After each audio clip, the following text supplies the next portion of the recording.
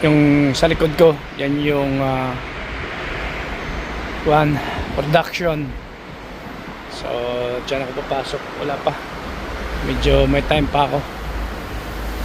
Ito maganda pag nakakotse ka, mabilis, hindi ka na mag-antay ng bus. So ang pasok ko ngayon is 9:30. Ganun din ang labas ko sa production. Time out is 9:45. And then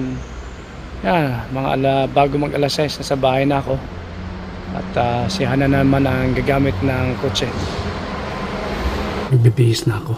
Sobrang init. Ito, overall yung gamit ko. Kasi nga sa paliting ako na-assign ngayon. So yun, may oras pa. Mag-relax habang nag-aantay ng mga kasamahan. So see you tomorrow. Or mamaya pag break. Hindi pwedeng kuhanan yung paligid. Dito lang. At least laki yung background. It's coffee break. 15 minutes break. So dito ako sa locker. Andyan yung kasama ko. Gumagamit ng cellphone. So lahat ng cellphone iniiwan dito sa locker. Kaya yan, 15 minutes break. Tapos na yung duty. So mag-out na ako. Dapat makauwi ako ng alas 6 para magamit niya ng kotse. So before 6 o'clock andito na ako. So si Hana naman ang alas niya is 6:30. So okay lang. Yan. So si Sofia having breakfast kasi papasok naman siya sa school. Pinkay, say good morning, Pinkay. Good morning. Say magandang umaga po. Magandang umaga po. Yeah. So Tahan binadala memsin. Teka po. ngayon ni maming ka nag-breakfast. Oras is alas 6. Alas 6, Jess. Usually nag-wake up siya ng alas 7. Awan ko bakit siya Co? Jedno?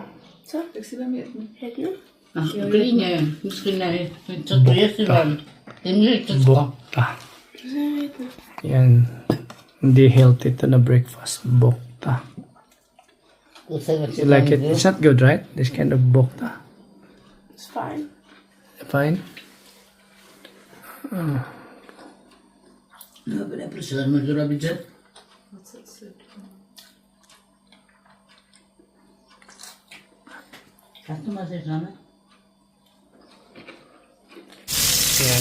Para pagising ko mamaya ng banda alas 12 o alauna, may makain kagad ako.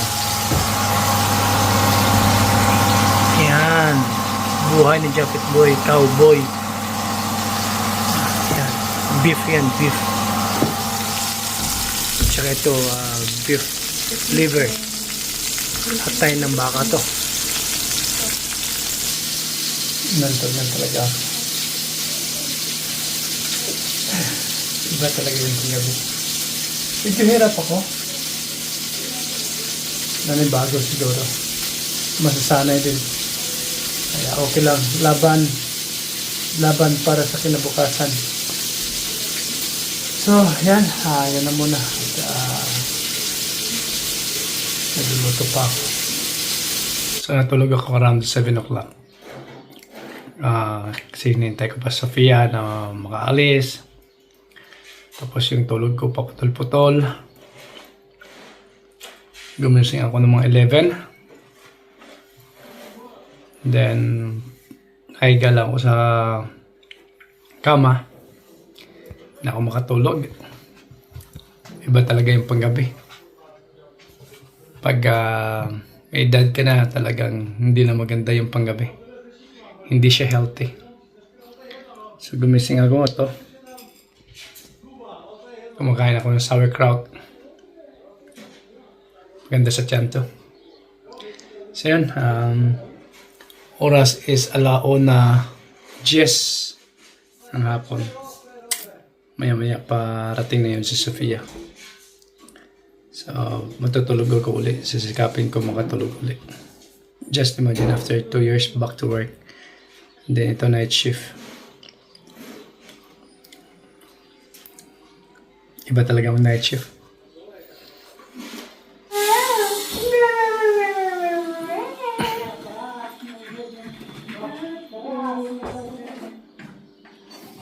Hi, baby. How are you? Are you well?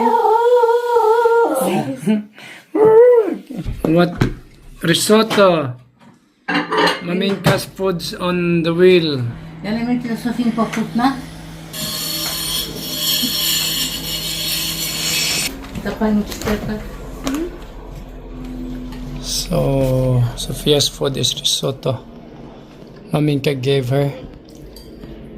But you have your own food, right? Yeah, but Mommy said she's not gonna eat it. Sofia te tu ne Okay. Okay. Napakita ni Sophia yung kanya class pictures niya. Kay Maminka. I need to go back to sleep, baby. I sleep only like 7, 8, 9, 10, 11 and this 4 hours it's broken sleep putol. I don't know why. Why don't you sleep well? I don't know. That's what I'm telling you. Night shift is difficult because sleep during the day it's different than sleep during the night. You know, when it's dark you can sleep well, but when there's a light and the room is bright, I don't think you can sleep well. I don't think you will have the same sleep like during the night. Yeah. So I'm going back to sleep because job is really This whole week you have night shift. yeah. You keep moving. Yeah, I was sweating like hell last night because I was wearing overall. And then, Darling. yeah. I think that place is better when it's winter. But during summertime like this and you're wearing overall, oh, you're suffering with sweat. So, I thought it was cold then. Like you're working at. no, that's wrong perception of ice cream factory. It's not really cold. They make sure that employees are not cold. Otherwise, no one would stay there and work. But I was just assigned in a place where I was wearing overall uniform. But there are places that you don't need to wear overall uniform. Maybe next week. Hopefully. Fingers crossed. Yeah. Okay, I need to go back to sleep and wake up like 6 o'clock. I wish I could sleep that long because time is about 2:30. If I sleep 3 o'clock, wake up 6 or 6:30, that would be good. I will just try to sleep. Yeah. Again, after 2 years laid off, back to work. Kind of difficult for me to adjust again, especially night shift. But waking up in the morning and going back to work in the morning, like 5 o'clock, it's easy for me. Since I was already awake like 4 in the morning and going back to work, kind of easy. But night shift is really difficult. Yeah. Nanutset.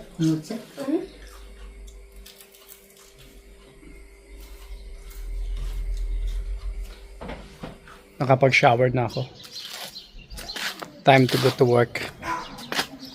Oras is 8:10 ng gabi. Pero tingnan nyo, maliwanag pa rin. Kailangan 9:00 nandoon na ako. Kasi yung palitan namin 9:30 ng gabi.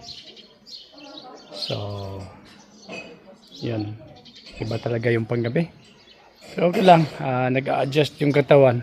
masasanay din ulit ito. Isa na rin siguro sa factor yung may edad ka na. Hindi na tayo bumabata. At medyo maingay pa rin dito kanina sa labas kasi nga habang natutulog ako doon sa taas, maingay dito sa baba kasi yung mga taong gumawa nito ay dumating kanina at ginawa na tong dito. Yan, tingnan natin. Yan. Ito yung ginawa nila kanina. Medyo maingay sila. So, ito din. Mag-order pa ng isang dump truck na ganito, yung bato. At ibabagsak dyan. Pero doon muna sa gate ibabagsak. Tapos hahakutin ko na naman. Papunta rito. Yun para sa akin yun ang mahirap na gawain. Yan ang mahirap na trabaho. Ito naman nag-hire si Nahana ng expert na gumawa nito. So footpath to papunta rito sa garden para safe kay Mamingka, para hindi siya madulas. Maganda din yung pagkagawa tsaka yan pa kakalat pa yan sa garden para magiging even ang garden. Yan. Okay, aalis ako rito ng alas 8:50. Alas 9 doon na ako. Bihis nasa production ako ng alas 9:30. Yan. Okay, talagang bugbugan yung trabaho doon sa production, lalo na pag ma-assign ka doon sa in-assignan ko na location sa paliting. Kasi ang lahat ng ice cream na pumapasok sa conveyor, kami ang sumasalo, pinapalit namin. So, magdalawang linggo na ako doon sa paliting. At hopefully, by next week, ay may iba naman yung location ko. Look at Pinkay. Just washed my hair, so. Yeah. Okay.